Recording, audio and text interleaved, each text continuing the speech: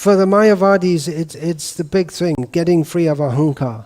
It's the big thing, that you have to get rid of the sense of I-ness. I mean, that comes after getting free from gross sense gratification, which the hippies and modern do-it-yourself yogis, they skip that stage of controlling the mind and senses, which means it's farcical, their whole spiritual endeavor. But controlling the mind and senses, that's not easy. But then beyond that, there's the sense of getting free from the sense that I am. That's how the Mayavadis see it. They're getting free from the sense of considering oneself as a discrete living being, as an individual living being, and then dissolve your ahankar and merge into the great oneness. But devotees don't have any problem like this at all. They don't want to, they don't aspire to just stop thinking I am, but instead their overcoming ahankar it's different, because instead of thinking I am an enjoyer of this material world, I am separate from Krishna, they simply admit, I am the eternal servant of Krishna. And that ahankar is fine. That's required. Devotees don't try to get rid of ahankar in the sense that the impersonalists do. Rather, they want to come to the proper level of ahankar, of very strongly identifying themselves as an eternal servant of Krishna.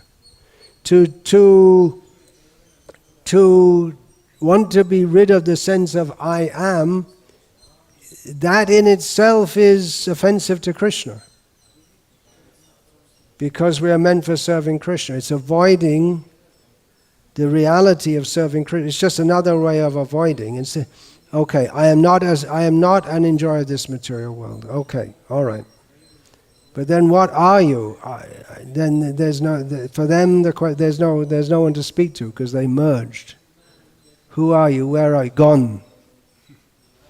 But gone means yadgatva, having gone, nanivartante tadhama paramamama. They go, the bhakti yogis go to the abode of Krishna, and they don't come back again. But the impersonalists, they go through all this difficult process, and then when they're successful, if they think, I did it, as soon as they think I did it, they didn't do it.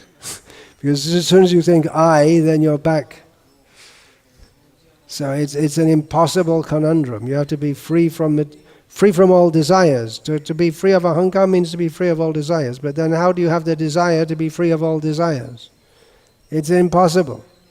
And you want to be free from the sense of I, and then how do you know when you're free from the sense of I? Because as long as you're thinking I'm free from the sense of I, then you're thinking I.